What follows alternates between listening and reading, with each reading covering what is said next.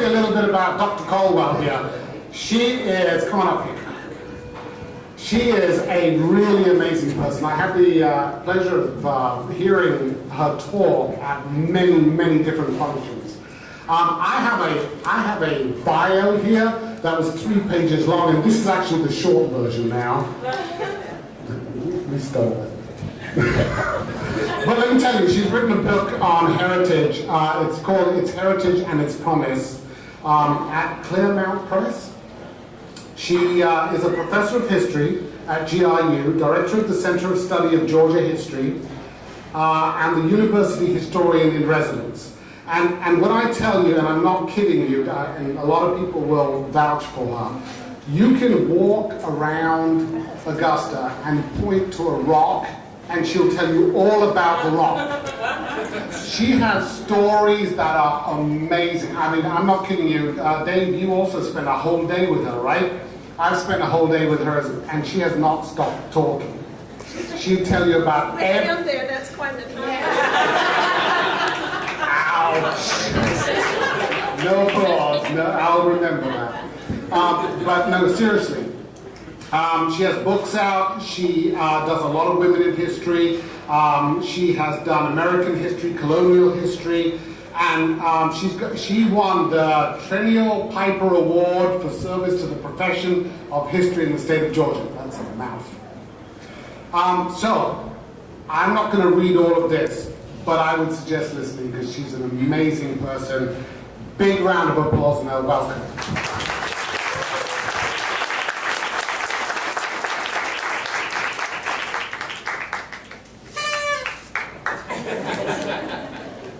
I've never been greeted that way.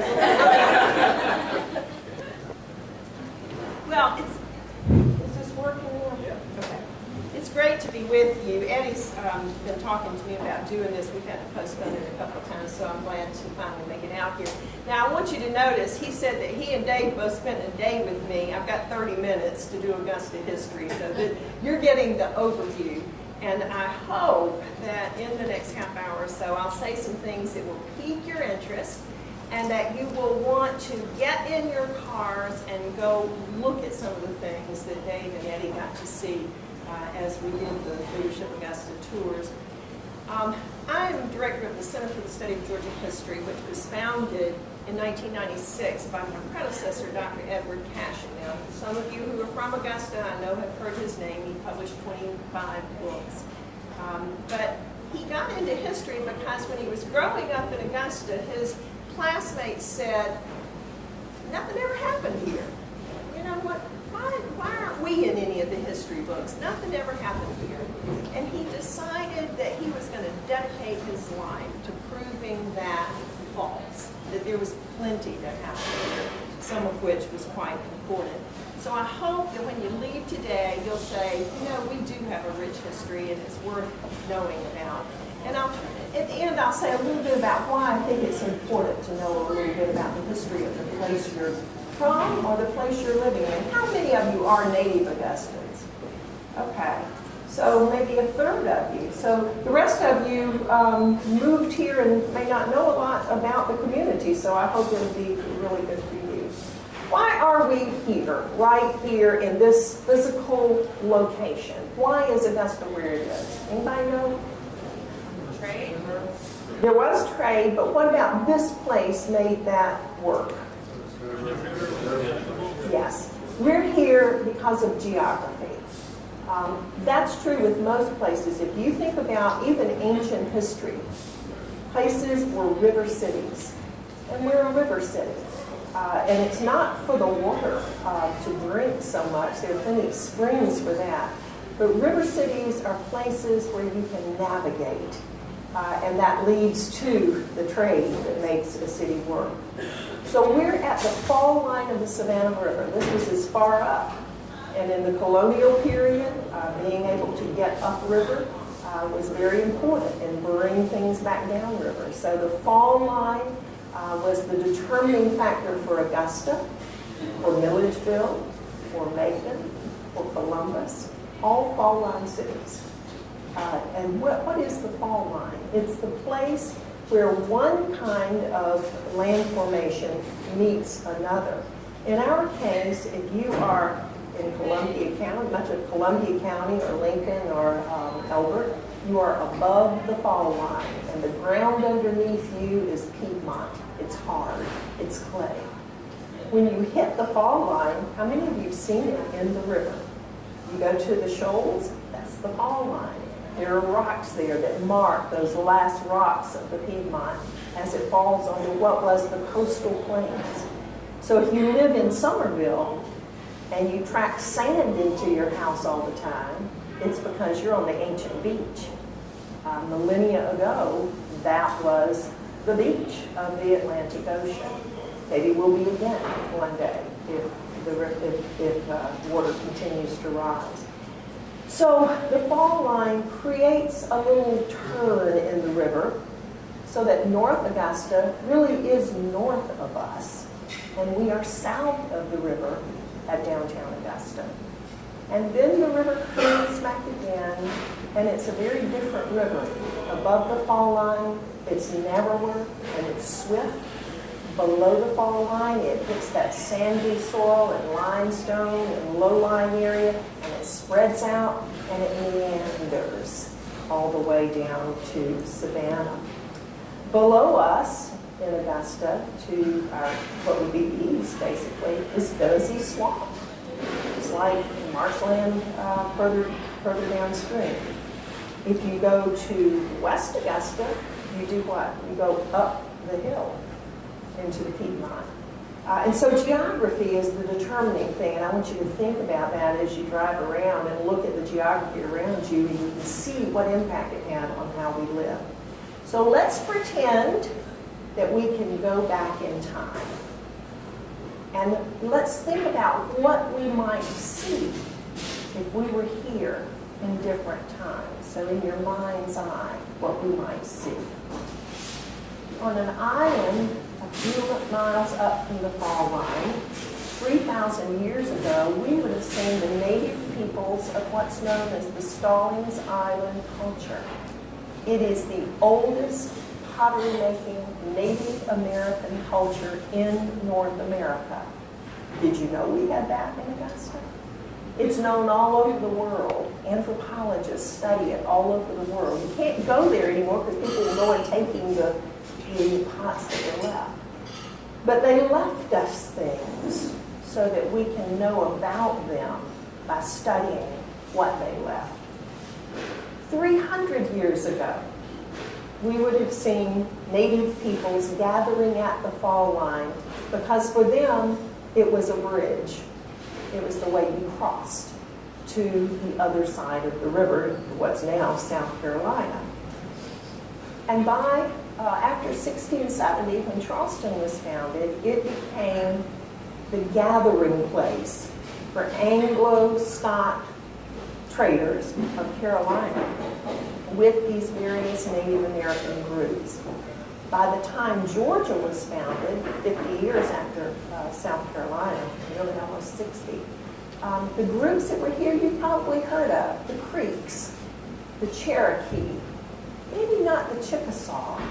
The Chickasaw in some ways were temporary. They had been brought by the South Carolinians over from Chickasaw Bluff. Anybody know where Chickasaw Bluff is? It's Memphis, Tennessee. So they had come from Chickasaw Bluff under their leader, Squirrel King, and they had worked with the South Carolinians as basically a protective Indian group for the South Carolinians against what were called the Spanish Indians, the Yamasees down in Florida. They stayed until the American Revolution, and then they decided they'd go back to Memphis because they didn't quite understand what all these white people were fighting each other about, and they didn't want to get in the middle of it. So we were, when we started, a fur trading area. Tons, I've seen the records, tons of deer skins went down the Savannah River and out to, mainly to Britain, but other parts of Europe, along with the beaver furs. We were part of the fashion revolution of the 1700s when people started wearing, they loved, Benjamin Franklin did it, and everybody thought it was so cool to wear a beaver skin cap. And some of those came from right here in Augusta. Now, lest you think that there's no trace of this, how many of you have driven down Washington Road? If you have, you're on the Cherokee Path. It's the same path that the Cherokees took to come in from North Georgia Hill Country into the Fall Line area. If you've driven out Wrightsboro Road, you're on the Creek Path. Those two paths came together in what today is Harrisburg, the Mill Village, and went on into what is now downtown Augusta. In 1736, the founder of Georgia, 3 years after it was founded, had gone back to England and came back with a new crowd of people. And he ordered a fort to be built in this area to protect that trade with the Native American people. That year, there had been a royal marriage. So you can sort of think of this couple as the Will and Kate of their day. And the marriage was between Prince Frederick, who was the Will of the day, actually the Charles of the day, the Prince of Wales, and a woman from Germany named Princess Augusta. And so he ordered the fort to be named for her, and he ordered a fort to be built on St. Simon's Island, named for the Prince of Wales, Frederick. So if you go visit St. Simon, go to Fort Frederica. It's named for him. They feminized all the names. And so that's how Augusta began. Those friendly Chickasaws actually helped lay out our early community, so they really were important to us. We were the second settlement in Georgia, a colony founded not as a debtor colony. If you learned that, if they taught you that in school, it's wrong. We were founded as a colony to help the deserving poor. They had to interview, they couldn't be in debt, or they had to pay debt before they could come, but they would be given a new start by getting land and tools and all the things that they could use to make their lives. The king had a couple other things in mind. He wanted a buffer between Florida, where the Spanish were, and what better to be a buffer than poor people that you're going to bring over from England and let them be in between Spanish and really wealthy South Carolina.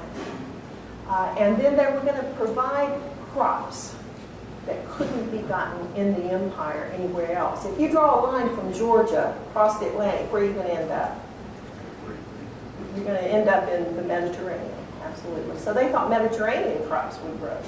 They thought grapes would grow for wine, and olives would grow for olive oil, and silk trees would grow for silkworm seed, mulberry trees for silkworm seed.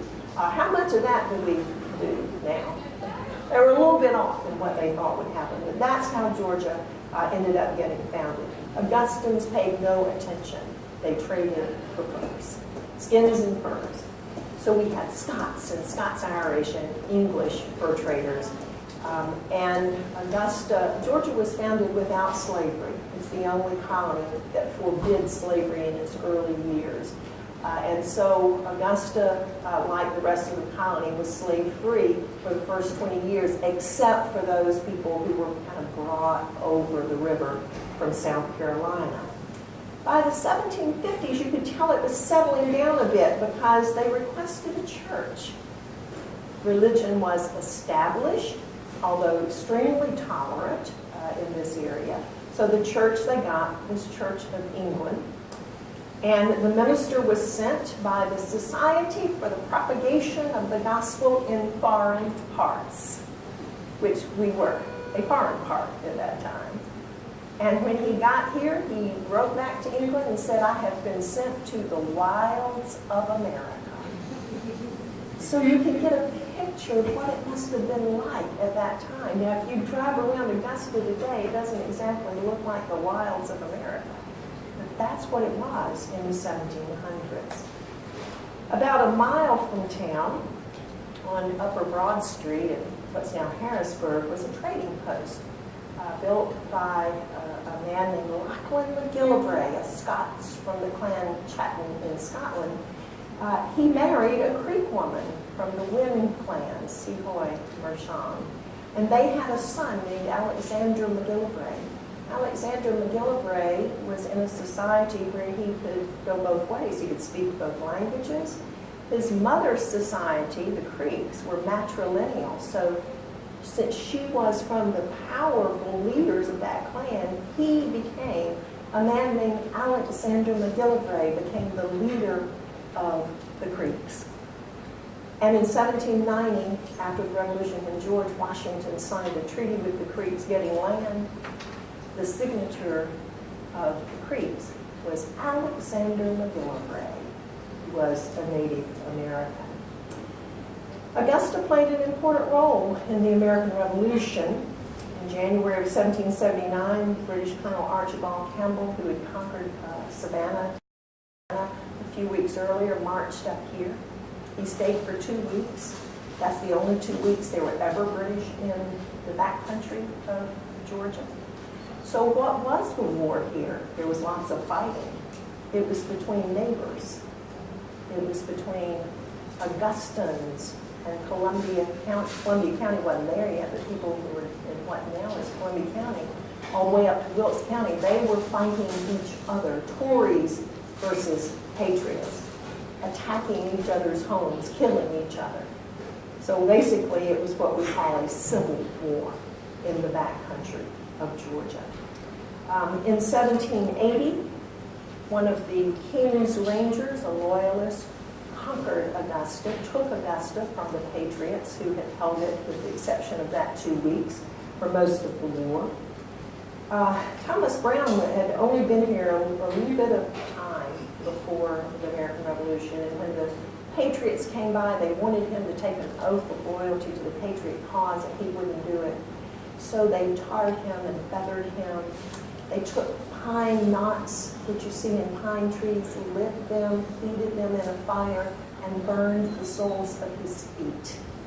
And after that, he was known as Burnfoot Brown. So do you think he became a patriot?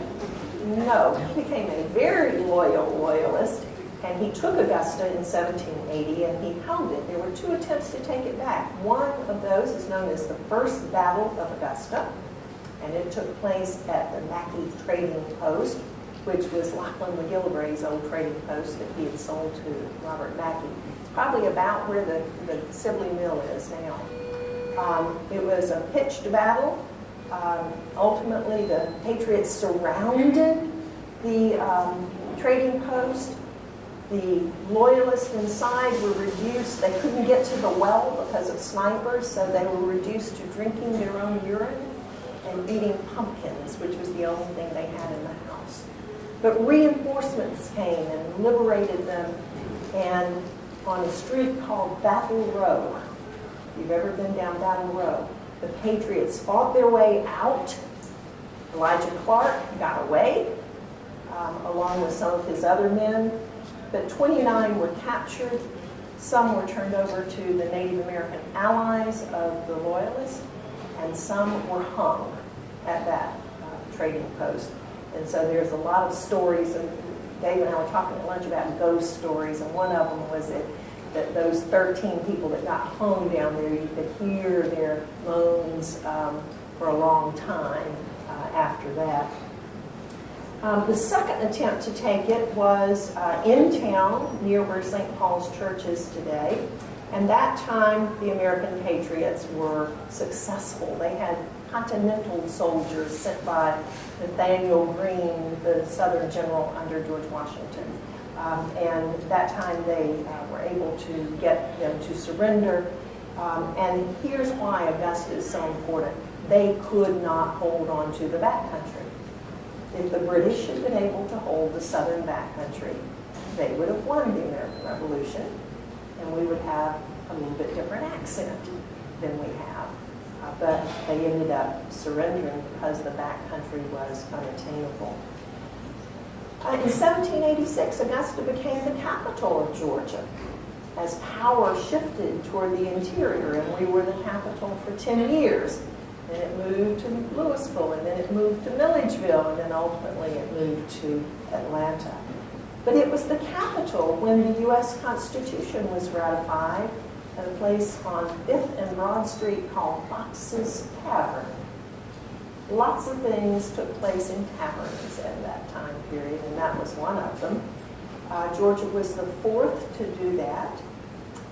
Who were the signers of the Constitution in Georgia? Anybody know?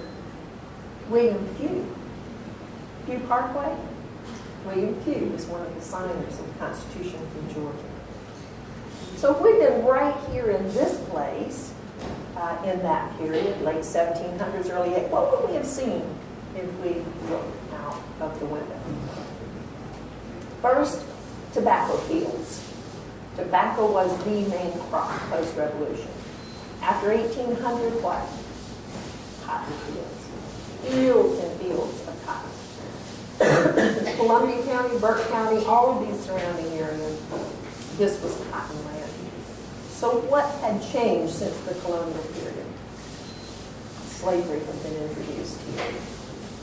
And it was enslaved people who grew the cotton that made Georgia the empire state of the South. They were the basis of Georgia's economy. Yeoman white farmers didn't grow much cotton. It's a labor-intensive crop. They grew corn, oats, to feed people and to feed animals. And everywhere, what did women do? Women were the gardeners. So women grew the vegetable crops. Women grew the orchards. Women grew the herbs for medicines. And women, regardless of their race or ethnicity, produced children every other year from marriage to menopause. In the South, many of those children died. It was much more dangerous in the South because there were malarial fevers and other things that killed children, killed women who were pregnant. So the mortality rate was fairly high. Augusta had done another interesting thing right after the Revolution. They founded a school to educate the new leaders. You know, we're not going to be training people for the House of Lords anymore. We're not going to be training people to be king. We're going to have our own people provide leadership. And so that was the reason for early academies that were founded. In Augusta, it was the Academy of Richmond County.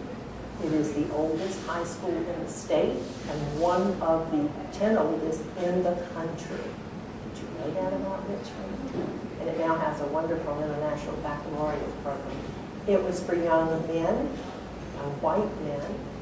What about the ladies? Did they get any education? Elite ladies, do you think they got any?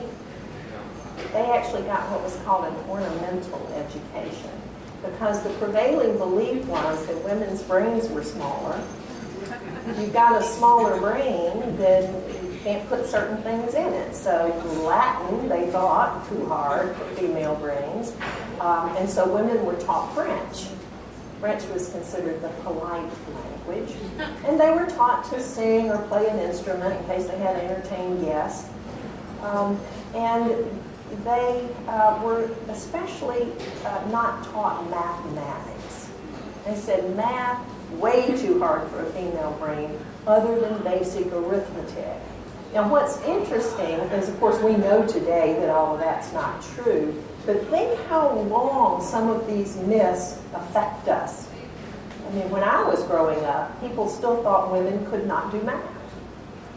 And we were basically told women aren't very good at math, but that's okay. It's, part of your biology. And we know today that that's not true. But these ideas get hold and they stay for a long time. In the early 1800s, Augustans tried to escape the heat and humidity and fevers of the river that they thought were caused by the vapors, the humidity that came off the river. So they moved up the hill. And that's when places like Somerville were established. That's when people began to spread out into what today is Columbia County, which is where many of you may live. Declaration of Independence signer George Walton had a home up the hill, Walton Way. led to his home up the hill, and that's why it's there. He had a winter home, which is where Walton Rehabilitation Hospital is today. Governor John Millage had a plantation up the hill, still there. As a matter of fact, the house is still there. They just came to believe it was healthier. And so in the 1820s, the United States government decided to move its arsenal up the hill. And guess what that arsenal is today? The Somerville campus of Augusta University. And if you go on our campus and go to those yellow brick buildings, they were put there in the 1820s and were an arsenal until 1955, when they negotiated for the property and moved what became Augusta University. We've had lots of names in the last few years, but we had names before as well.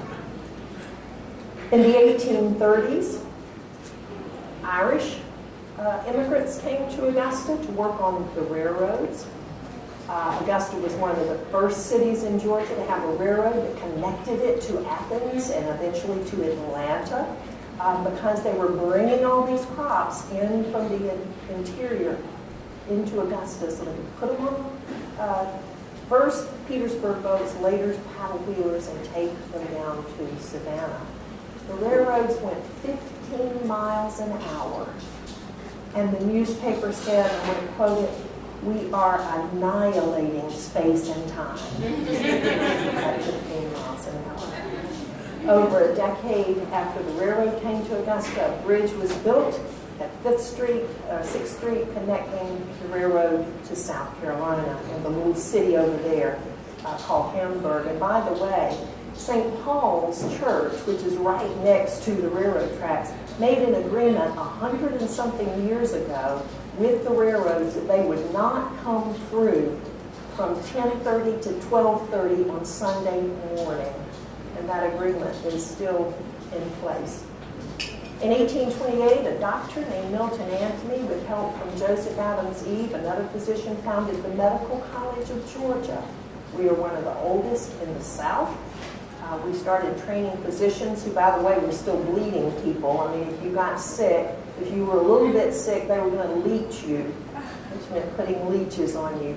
If you were really sick, they were going to do what was called cupping, which involved cutting these veins and letting blood drain into a cup until they thought they had gotten enough of whatever was making you sick out. Of course, what did that do? Make you sicker. It made you anemic, which made you sicker and less able to fight off. Most historians think that George Washington was basically bled to death. He had a fever and a strep throat. He might not have survived it anyway, but they kept bleeding him when they couldn't get the fever down. The doctors trying to teach about the human body bought a slave whose name was Grandison Harris. And Grandison became, among other things, he did, housekeeping work and that sort of thing, but Grandison became what was known as the Resurrection Man. The Resurrection Man's job was to get cadavers. And when they could not buy them, he would go down to the city cemeteries at night and get them. And so when we were doing the restoration on the old medical college building on Green Street in the 1990s, early 90s, guess what they found? Bones in the basement. There's a book about it now called Bones in the Basement. We knew about Grandison. We did not know that that's where the bodies were. So there was a reburial ceremony for all of those folks. For African Americans, Augusta was a place where free people of color could actually come work. So we had a couple of hundred people at least who were free people, who worked on the river or were blacksmiths and other kinds of artisans. They're going to be an important leadership component of the community after the Civil War. In 1787, a whole group of free African Americans came over from Silver Bluff, South Carolina, and founded a church named Springfield. And if you go downtown, Springfield Baptist Church is still there. In 1844, they bought the oldest church building still existing in Augusta. It was built by the Methodists in 1801, and they moved it to their place. It is one of the two oldest independent African-American churches in the United States, right here in Augusta, Georgia. In the early 1840s, an attorney named Henry Cumming, the son of Augusta's first mayor, said, you know, we've had this terrible depression, we need to bring ourselves out of it, we should build a canal. A canal could provide hydro-mechanical power, and we could put mills on the canal and make money and bring ourselves out of this depression. And what do you think the community reaction was? Industry is Yankee. Industry is a Yankee thing to do. We shouldn't do that. But Henry Cumming prevailed, and they built the canal in the 1840s, and now you can take cruises on the canal, you can walk the canal banks. It provided power for mills for well over 100 years, 150 years, and it still provides power. Do you know that if you go down the canal, there are intakes that actually provide the power for some of the buildings that are still there, like Enterprise Mill, where people live in the lofts above. Their electricity is provided by the canal. And what they have left over, they sell to Georgia Power. They sell it back to Georgia Power. So Henry Cumming was a visionary. He had to buck the trend, but he made it work. In the 1850s, out on the road to Washington, that old creek pathway, an agricultural reformer named Dennis Redmond bought the Coleman's old farm and some nearby land and put a nursery out there. He called it Fruitlands. It was bought, he built a house on it too, by the way, Louisiana-style plantation house. It was bought by two Belgians who migrated over. They were horticulturists, and they really made the nursery take off. I've done research in other parts of Georgia, and they're buying seeds from Fruitland's nursery in Augusta, and later called Berkman's nursery. They're buying it all the way in Florida. So it was a huge deal. That little house, by the way, you might recognize, and so do people from Japan and Germany and other parts of the world, because it is the clubhouse of the Augusta National Golf Club. So, lucky thing that it got preserved.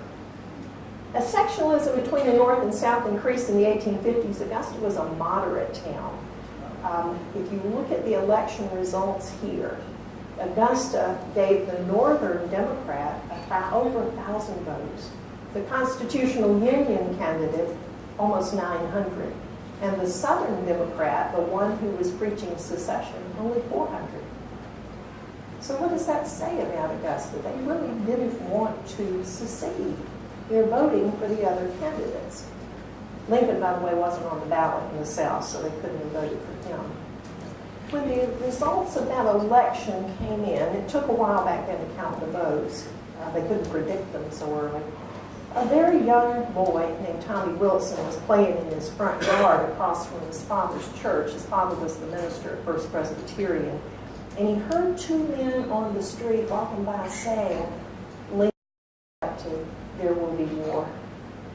And he ran inside and said to his father, "What is war? What does that mean? How do you explain war to a 4-year-old?" Well, he found out what war was. In January of 1861, the arsenal was turned over to Confederates. The Confederates chose Augusta because of the canal for their powder works factory. The chimney is still there. Augusta women formed sewing circles to make uniforms. And they raised money for a gunboat, which some people said wasn't a particularly feminine thing for them to be doing, but they did. It never made it up here, it sank in Savannah, but they did raise the money for it. And by the fall of 1863, Tommy Wilson knew about war because after the Battle of Chickamauga, the dying and wounded were brought to Augusta as a hospital center. And for the rest of the war, Augusta was a hospital center. Those sights, those sounds never left young Tommy Woodrow Wilson. And when he became President of the United States, what jumps into your mind about Wilson's presidency?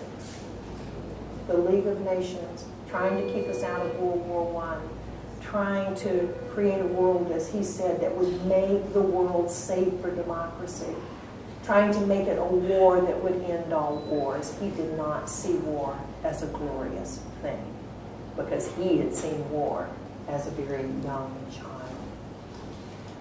In May of 1865, Union troops marched in, including the United States 33rd Colored Volunteers, who were African Americans, mainly in South Carolina and other places, who took the arsenal back, received the surrender of the arsenal.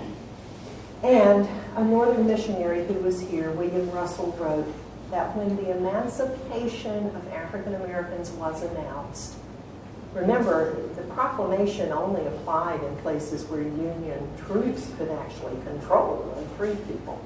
So when it was announced on the Commons of Augusta, where May Park is now, he wrote, "A great cry from every mouth and evidently from every heart to know that they and their children were forever free of the galling yoke of slavery." Can you imagine being there when people found out they were free for the first time? Springfield Baptist Church, that oldest church I told you about, sprang into action. They founded a school to teach teachers and ministers. The name of that school today, it moved to Atlanta later, and the name of it today is Morehouse College. They founded an Equal Rights Association that ultimately would be the seed of the Republican Party in the days of Lincoln's Republican Party.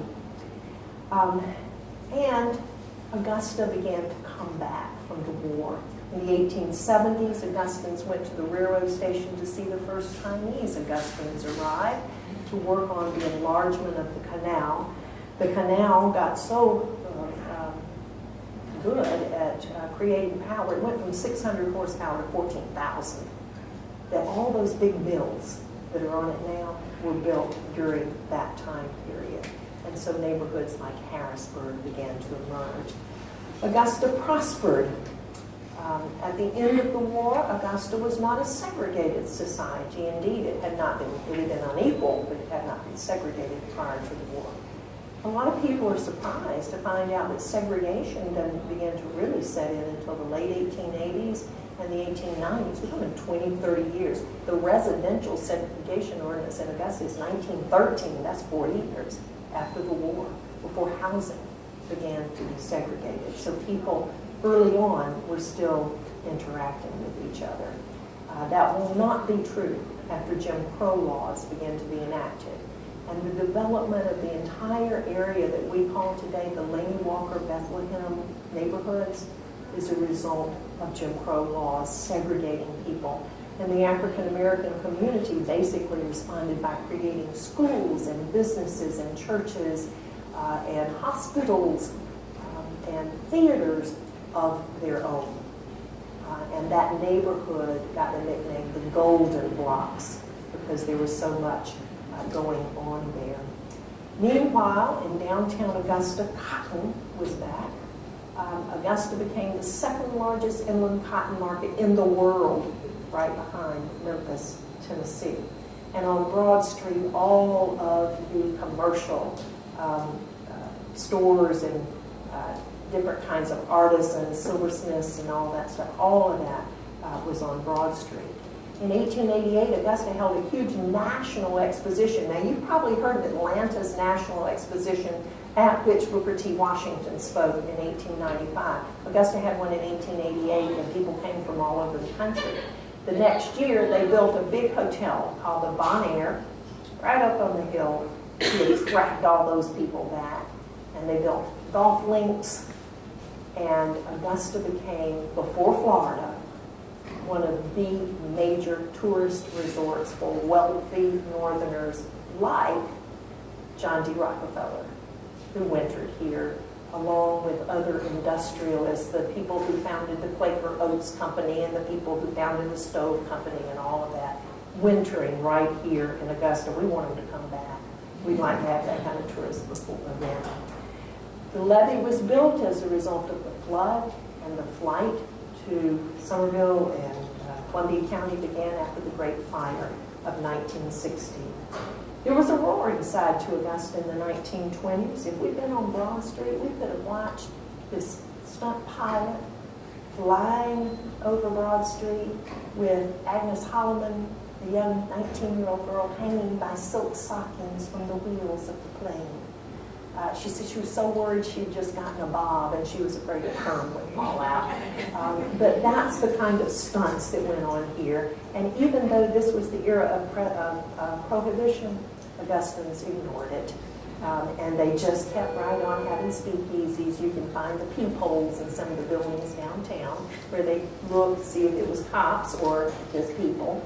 And they said that Augusta had 500 speakeasies. That's more bars than we have now in downtown Augusta. So there was a roaring side to it. For most of our history, we've been involved with the military, from Fort Augusta to the Arsenal to Camp McKenzie in the Spanish-American War, Camp Hancock in World War I, Camp Gordon in World War II, which became permanent with Fort Gordon in the Cold War. So we have had a strong ethos and connection to the military, about to get bigger with Cyber Command. In the 1950s, and I was talking with Dave about this at lunch, if we wanted to look at a model of what happens when a whole lot of people move here at one time, that would be the time when they started building SRS and Clarks Hill. Thousands of people moved here in a very short period of time. And Augusta diversified its industry and became much of what you see today. In the 1960s, the civil rights movement came to Augusta with downtown lunch counter sit-ins, and a young man named Silas Norman sat on the front of a city bus along with 3 of his fellow Payne College students and was arrested and really kicked off the civil rights movement and won their suit against the bus company. His sister, by the way, was learning how to sing. Her name was Jessie. That's who our amphitheater is named for now. In the late 70s, it looked like Augusta's downtown might die when, in a monument to poor planning, we opened 2 malls within 1 week of each other, Regency and Augusta Mall. But based on its history, its natural environment, like the canal and the river and the Tennessee Swamp, they began to rebuild.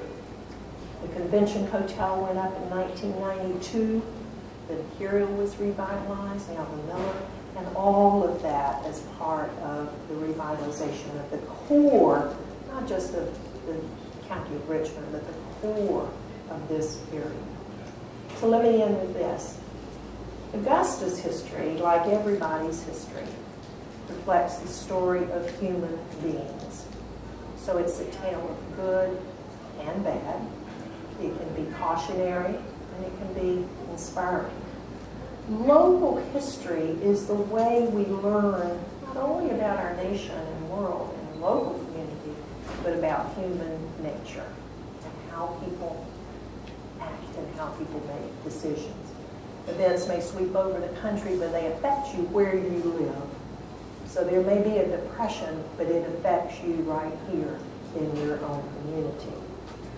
Often, the answers to the good and bad of the present can only be understood through a realistic understanding of the past. The interactions people had, the events they participated in, the way they molded the environment. So you could think of it as each generation planting the seeds for the next generation. So the closer we're attentive to that, the more we think about that and learn about that and understand that, the more mindful we are of the fact that we in the present are molding the future, because we're passing through too. We are part of the continuity of the human experience. So things that we do, decisions we make, are going to affect not just us. They certainly affect our present, but they will affect those who have yet to be born. So what legacy will we leave? What beauty will we envision and create? What lives will we make better? What examples will we set? The study of our roots gives us an understanding of who we are, why we are the way we are, as well as our sense of our place in this continuity. My colleague that I mentioned at the beginning, historian Ed Cashin, put it this way, and I'm going to close with this quote. We cannot escape history. It shapes us to begin with, and it will judge us eventually. Thank you very much.